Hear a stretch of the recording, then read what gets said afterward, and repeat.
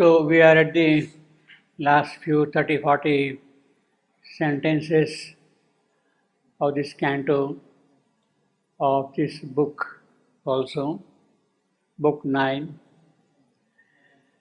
when the dialogue between Savitri and Yama has just begun.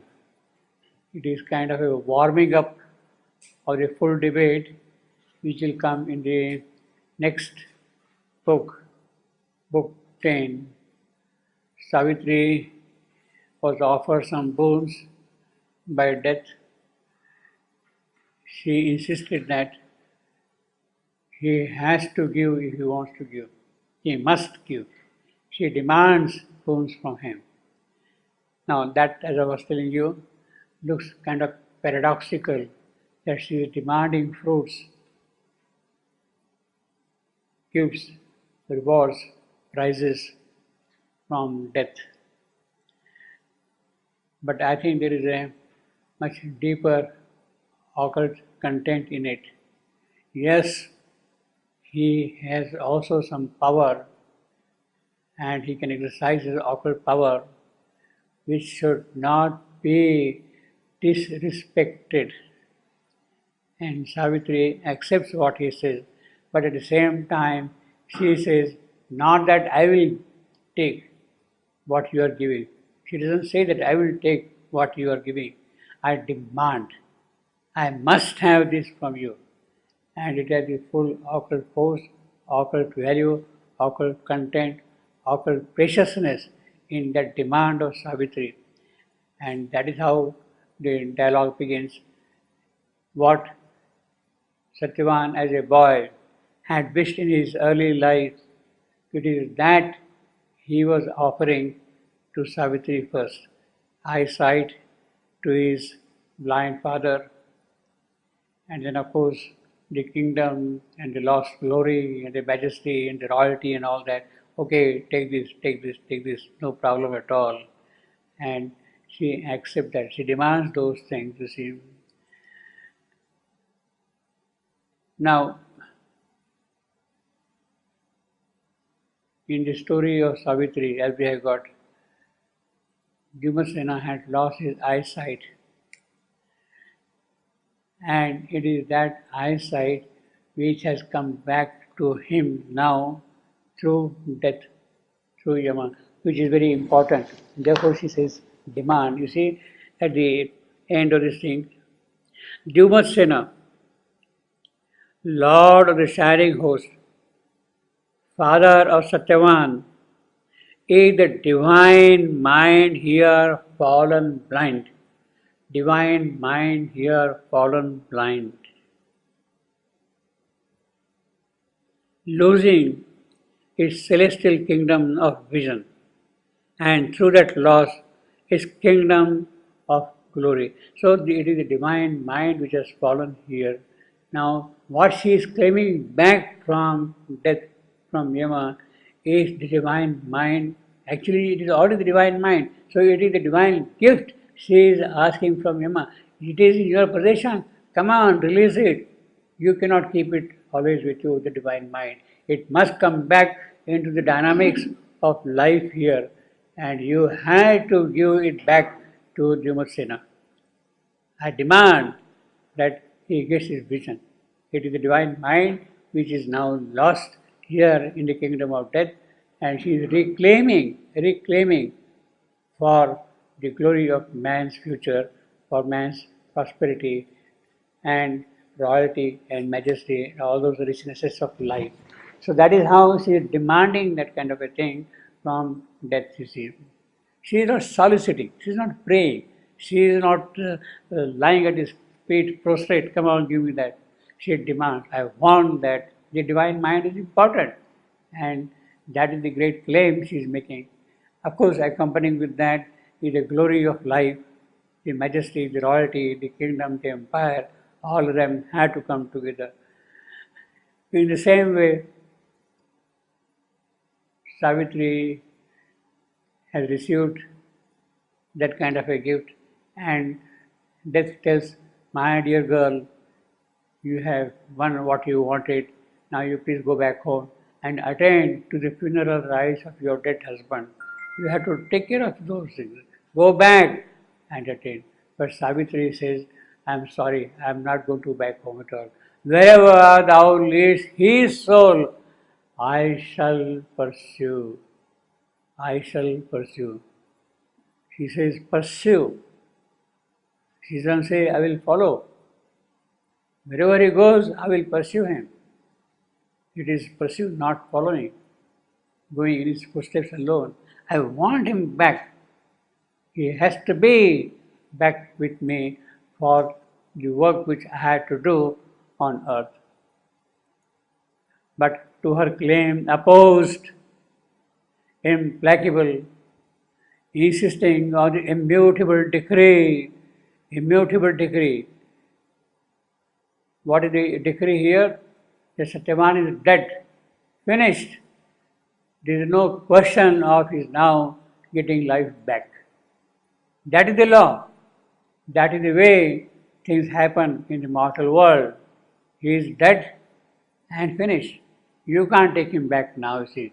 That law cannot be broken. That is the immutable decree of the divine himself in a certain sense. Insisting on the inimitable law and insignificance of created things.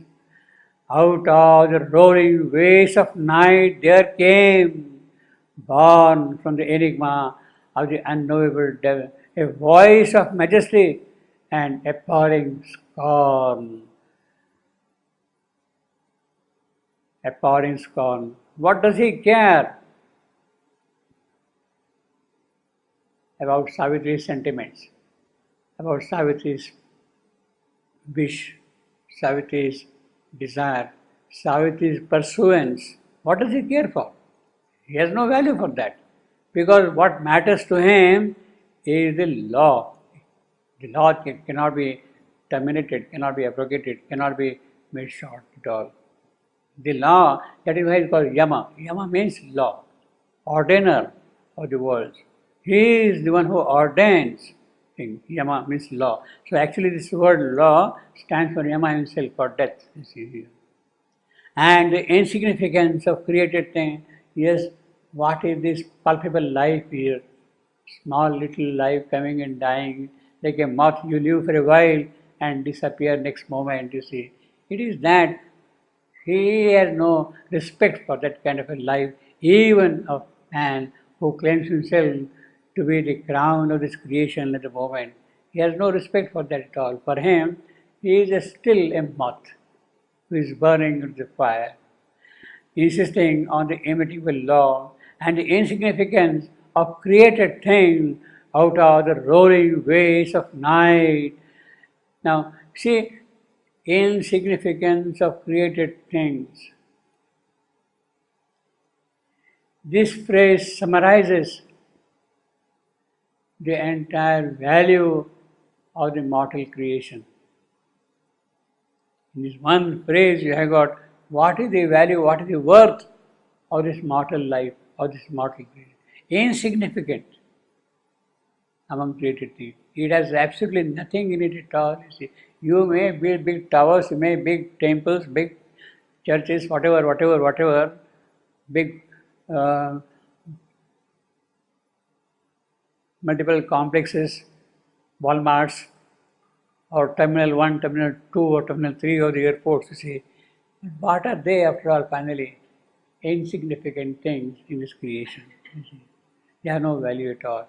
And the insignificance of created things, out of the roaring waves of night, so the whole landscape of night is there, and out of that now his voice is surging out in response to Savitri. Born from the enigma of the unknowable depths, born from the enigma of the unknowable depths. How has this really happened? That is the enigma. The unknowable depths, the unknowable is the absolute. He is full of positive things, if at all they are there. In manifestation, what comes from the unknowable will be always positive. Yet, you see here this waste of night. this scene of night, this harsh figure of death. How has that happened? How that has happened really? That is the enigma. That is the real enigma. How that has really happened. That is the enigma, you see. Now here the enigma is not resolved because he is not giving a lecture on philosophy, how the enigma has come into existence. But it is a fact that out of that benevolent, supreme creator, such a thing should have happened, such a thing should have come into existence. And that is the enigma. And therefore it is that enigma now which is lending his own voice to the debate which is going on with Savitri. Born from the enigma of the unknowable depth, a voice of majesty. You see, he has a power, he has a command, he is full of law which can be implemented with full authority. He can impose the law with authority. Therefore, there is a majesty in his personality and appalling scorn. He doesn't care about this small little world all around here. So there is a scorn in his eyes for this world. As when the storm-haired Titan striding sea throws on a swimmer his tremendous love, remembering all the joy his waves had drowned. So the way the sea in its rush, in its high tide, is drowning the swimmer, it is in that manner. Throws the swimmer his tremendous love. So he is laughing at the swimmer who is struggling to cross the shore, see. Remembering all the joy his waves had drowned. So it has drowned people all the way. And it is remembering those joys of drowning. Remembering all the joy his waves had drowned. So from the darkness of this sovereign night, again, it is a sovereign night. Sovereign night. Again, the woman's boundless heart arose. The almighty cry of universal death. Of universal death. Now, it is not death pertaining only to a given individual. It is not in the context of Satyavan alone. It is the law of the creation. It is the cosmic law which is applicable to every mortal creature. And after all, Satyavan is a mortal being. He must be subject to the law of mortality, to the law of the mortal world, to the ordering of death's command. He must be subject to all that, you see. The almighty cry of universal death. What does it say? Hast thou God wings? Now, hast thou God wings? That is the scarf with which he is talking. You are flying in the air, in the seventh sky and all that thing. Are you flying with God wings up there like that? What are you talking? You are a human creature after all. Hast thou God wings or feet that tread my stars?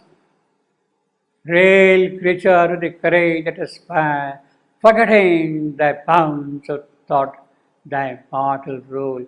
After all, who are you? You are a mortal creature. You are a mortal creature. Small, trivial mosquito, or whatever you want to call it, you see. Who are you, after all? Forgetting the bounds of thought. You are tied to your own thoughts and remain safe in the ideas of your thoughts. Forget about all those things. Their orbs were coiled before thy soul was formed. Their orbs.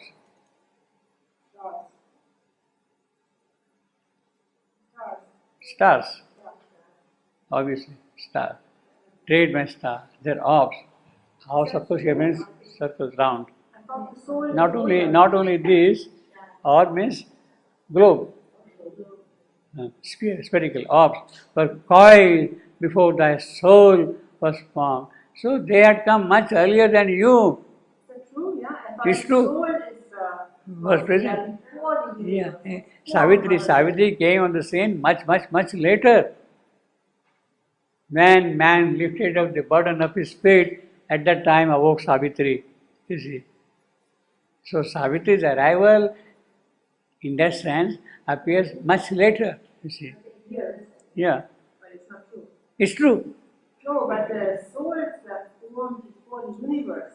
Savitri, see, and Savitri too awoke among those tribes. Yeah, but that's Among those tribes, who are those? About the reality.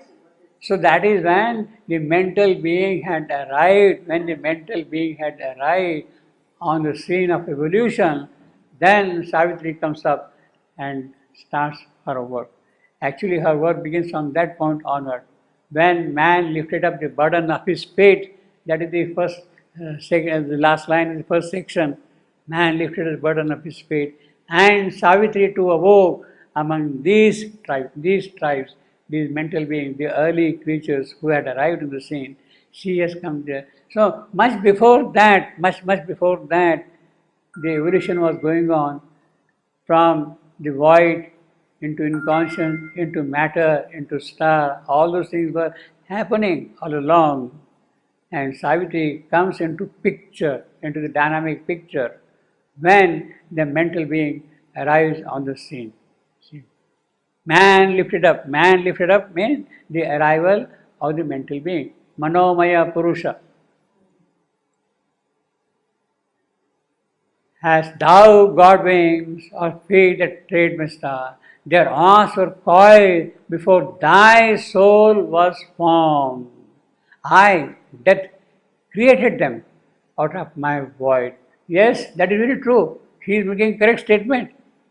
You see, in the night, it is out of the void the night was born, and it is the night that those arms were born, were coiled up, made, you see. I, death, created them out of my void. So the stars here, what you call stars here, are the creations of this death. Therefore, the stars die. It is true. The sun, they have got a finite life. You see, they have got a finite life. They keep on recycling. Astronomically, the stars are not eternal. They have got a life cycle. They go through various stages of cycles. I, death, created them out of my void. All things I have built in them, and I destroy. Well, his main function is to destroy. And in order to destroy, I must build. And in order to destroy, that is my function. I must build. All things I have built in them, and I destroy.